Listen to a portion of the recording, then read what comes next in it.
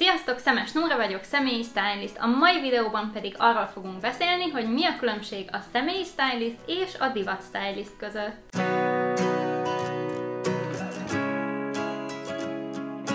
A következő fogalmakat fogjuk átbeszélni.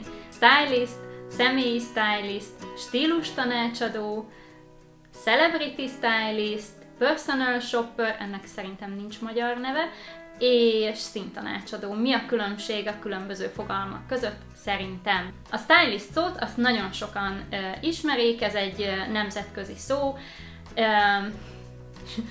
Van, aki stilisztának fordítja, szerintem ez nagyon furán hangzik, úgyhogy én csak a stylistnál fogok maradni. A stylist alatt szerintem általában divat stylistokat értünk. A divat stylistok és a személyi stylistok között a legnagyobb különbség az, hogy a divat stylistok általában modellekkel dolgoznak. A modelleknek készítik elő az öltözetüket divatbemutatóra vagy különböző fotózásokra. Ezzel szemben a legnagyobb különbség a divat stylistok és a stílustanácsadók vagy személyi stylistok között, hogy a személyi stylistok magánemberekkel foglalkoznak. A personal shopper, vagy magyarul személyi vásárlónak is fordíthatjuk, bár ez szerintem egy kicsit furcsán hangzik. Szóval a personal shopper azt csinálja, hogy összegyűjti a megfelelő ruhákat a plázából, és azt elviszi a te otthonodba, és ott tudod felpróbálni. Szerintem ez egy nagyon jó kezdeményezés, de én nagyon gyakran azt tapasztalom, hogy a különböző márkáknak annyira más a méretezése, sőt, egy márkán belül is annyira változik a méret, hogy ahhoz, hogy érdemben egy ruhatárat tudjunk felépíteni, ahhoz nagyjából 100 ruhadarabbal kéne megjelennem, hogy abból x darab az jó legyen méretben is, meg színben is, meg fazonban is. Én úgy gondolom, hogy ez inkább olyan valakivel működik, akivel már többször vásároltál. Amennyiben csak egy vagy két darabot szeretnél megvásárolni a ruhák közül, és nem teljes ruhatárat építeni, úgy működhet ez a dolog is. Mi az a színtanácsadó, és mit csinál a színtanácsadó? A színtanácsadó meg tudja mondani neked, hogy mely színek azok, amik a legjobban állnak. Ez nagyon fontos, hogy eredeti hajszín, szemszín és bőrszín alapján állapítjuk meg, hogy kinek mely színek állnak jól, és úgynevezett ez a színkendős tanácsadás, tehát különböző színkendők segítségével mondjuk meg, hogy kinek mely színek a legelőnyösebbek, a legideálisabbak. Azért érdemes tudni az úgynevezett színtípusunkat, mert ezek a színek egyfajta rendszert alkotnak, tudhatjuk, hogy melyik szín melyikhez illik, illetve azt is, hogy melyik emeli ki legjobban az arcunkat, melyikbe tűnünk fiatalosabbnak, üdébbnek, frissebbnek. A celebrity stylist pedig leginkább hírességekkel dolgozik együtt, nagyon gyakran a celebrity stylist az személyi stylistként is funkcionál, például Katalin hercegnőnek is van személyi stylistja, hiszen nyilván nem ő nézi esténként a különböző webshopokat, hogy vajon melyik ruha áll jól nekem, és melyiket vegyem fel a holnapi eseményre, tehát ezt van, aki elintézi helyette. Magyarországon ez még kevésbé elterjedt, bár nyilván vannak hírességek, akiknek vannak személyi stylistjaik, és akkor még megkülönböztetünk itt tévés stylistokat, ami szintén egy ilyen határterület, a celebrity styling és a divat styling és a személyi styling között én úgy tapasztalom, abban én nem dolgoztam. Divat stylistként kezdtem a pályafutásomat 14 évvel ezelőtt, 11 éve dolgozom személyi stylistként vagy stílus tanácsadóként. Volt egy idő, amikor a divat stylingot és a személyi stylingot már egyszerre csináltam, és akkor úgy éreztem, hogy most így döntenem kell, hogy melyik felé megyek, mert én úgy érzem, hogy a kettő az teljesen más. A divatnak a lényege, hogy mindig megújuljon, az egy nagyon kreatív műfaj, a divattervezőknek és a divat stylistoknak egy ilyen kreatív megjelenési felülete, egyfajta önkifejezés is. Ellenben a személy styling az sokkal inkább az emberről magáról szól.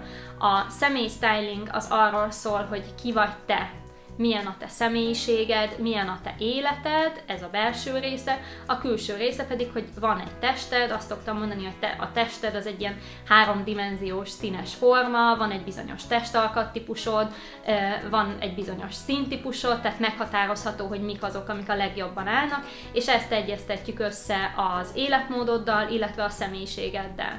Ezen felül lehet olyat választani, ami divatos, de az első és legfontosabb dolog, hogy jól álljon neked az adott darab, illeszkedjen a személyiségedhez és az életedhez, és hogyha ezen belül még divatos is, akkor az jó, annak örülünk, de hogy ez nem feltétlenül szempont. Az én ügyfeleim általában olyanok, akiket egyáltalán nem érdekel a divat, ők az öltözködést egy funkcionális dolognak tartják, tehát hideg van, így fel kell öltözni, de azért szeretnék csinos lenni.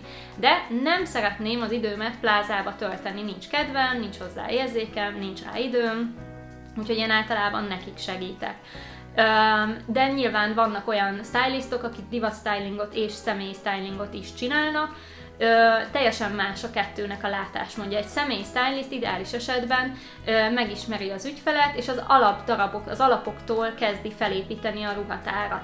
Tehát beszerezzük az alapdarabokat, azt nézzük, hogy mi az, ami illik az ügyfélhez, az életmódjához, mivel tud variálni. Itt nem feltétlenül az a lényeg, hogy megvegyük a legújabb trendeknek megfelelő kék bundát, vagy magas sarkú, elölkivágott orrú csizmát, mert hogy az nagyon trendi és nagyon menő.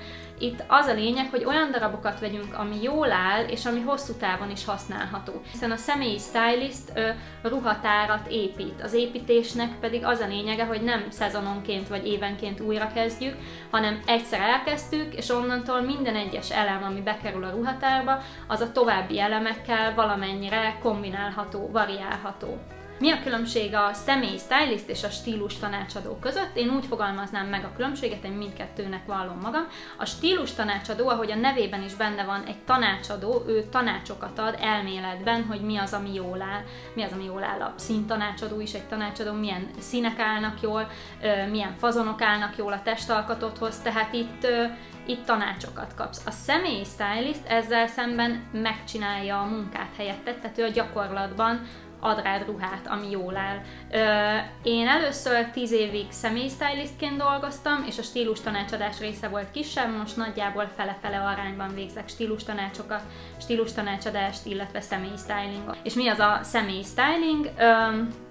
Milyen lehetőségek vannak. A gardróbrendezés és a közös stylisttal való vásárlás, ez mindkettő gyakorlat. Tehát itt neked nem feltétlenül kell tudnod az elméletet ahhoz, hogy jó ruháid legyenek, nem te vagy az, akinek el kell mennie megvenni. A személystylist elmegy, átnézi a ruhatáradat, és megmondja, hogy mi miért jó, vagy miért nem jó, illetve melyik darabokat melyikkel tudod variálni, melyik darabot milyen eseményre tudod felvenni. A közös vásárláson pedig kiválasztja azokat a darabokat, amik számodra a legelőnyösebbek, átgondolja, hogy mit mivel tudsz felvenni, mit hova tudsz felvenni, tisztában van azzal, hogy mi az, ami jól áll, és ezt a sok-sok dolgot így összehangolja. Így neked nem kell gondolkoznod azon, hogy mi miért jó, neked csak van egy kész ruhatárad. Úgyhogy ez a gyakorlati terhet leveszi a válladról. Ha van kérdésetek a személyi stylinggal kapcsolatban, a stílus tanácsadással vagy a színtanácsadással kapcsolatban, ezeknek vagyok a szakértője, a divat stylingnak, nem?